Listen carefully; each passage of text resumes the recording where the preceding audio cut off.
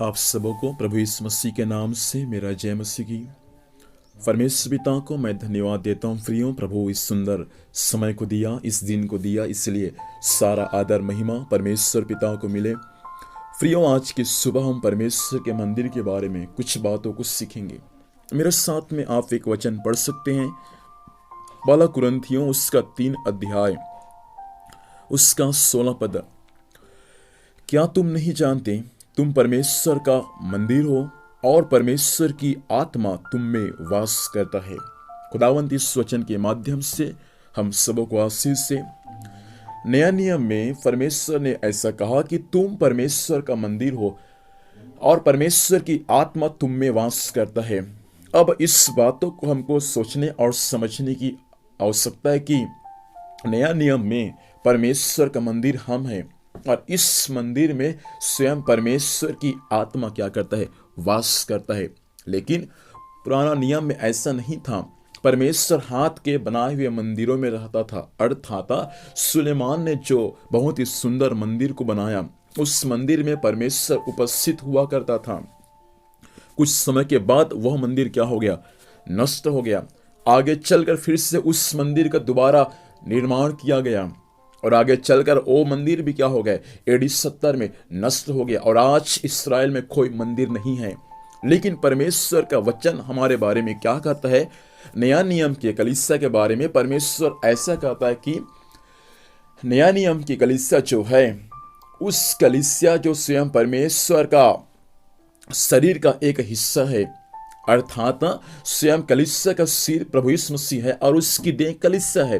तो वह परमेश्वर हाथ के बनाए हुए मंदिरों में नहीं रहता, लेकिन जिस परमेश्वर ने अपने हाथों से आपको और मुझको बनाया, वही परमेश्वर क्या करता है, आपके जीवन में, मेरे जीवन में वास करता है। मैं आपसे कह दूं, पुराने समय में जो मंदिर बनाए थे परमेश्वर के दासों ने, शत्रु आकर उसको नष्ट कर दिया, शत्रु आकर उस मंदिर को खंडहर कर दिया। वैसा नया नियम की कलीसिया, नया नियम के विश्वासियों, आज की सुबह आपको और मुझको भी हालेलुया ध्यान से सोचने और समझने की आवश्यकता है।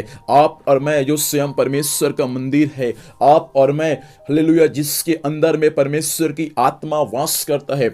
शत्रु कई बार आपके विरुद्ध में आएंगे, शत्रु कई बार हमारे विरुद्ध में काम करेंगे ताकि हमारे जीवन से क्या हो जाए, परमेश्वर को उपस्थिति चली जाए, परमेश्वर हमको छोड़ के चले जाए। शत्रु कई बार हमारे जीवन को नाश करने का प्रयास करता है, लेकिन आपको और मुझको गंभीरता के साथ इस बातों को ध्यान से देखने और समझने की आवश्यकता है कि कहीं मेरे जीवन शैतान को, हालेलुया, मैं कहीं अपने जीवन को शैतान के हाथों में तो नहीं सौंप दिया हूं। पुराने समय में परमेश्वर का मंदिर बहुत सुंदर था। बहुत ही मेहनत करके परमेश्वर के लोगों ने उस मंदिर को बनाकर तैयार किया था। आगे चलकर वो मंदिर क्या हो गया, नाश हो गया। फ्रियों, आपके जीवन में, मेरे जीवन में परमेश्वर ने अपने आत्मा को डालकर रखा है, क्योंकि आप और मैं परमेश्वर का जीवित मंदिर है। लेकिन शत्रु कई बार काम करेगा, शत्रु कई बार हमारे विरुद्ध में काम करेगा ताकि हमारा जीवन नाश हो जाए, हमारा जीवन बर्बाद हो जाए, हमारा जीवन पहले के समान हम संसार में चले जाए।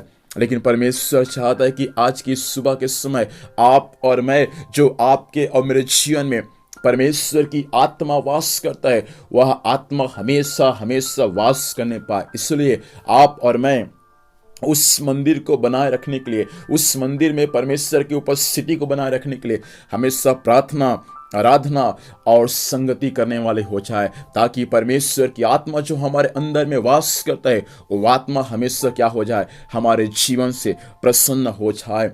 इसलिए पहला कुरिन्थियों 3 अध्याय उसका 16 पद में कहा, हम परमेश्वर का मंदिर है और परमेश्वर की आत्मा क्या करता है, हमारे जीवन में वास करता है। क्या आज आपके जीवन में परमेश्वर की आत्मा वास करता है?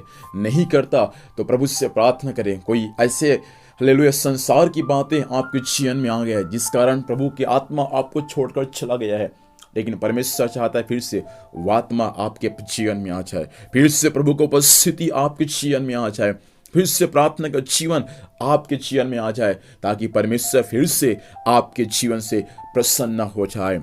आइए अपनी आंखों को बंद करें प्रियो, और हम प्रभु से प्रार्थना करेंगे। सर्वशक्तिमान जीवित परमेश्वर पिता, हम यीशु मसीह के नाम से प्रभु आज की सुबह आपके पास में आते हैं। प्रभु स्वयं आपने वचन में आज कहा तुम परमेश्वर का मंदिर हो और परमेश्वर की आत्मा तुम में वास करता है।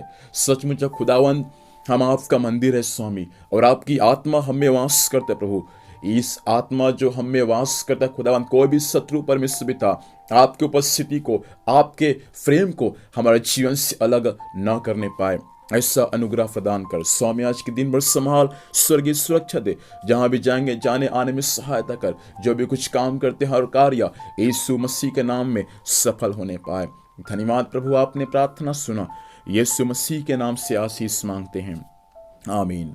प्रभु हम सबको आशीष दें। आप सबों को जय मसीह की। Praise the Lord.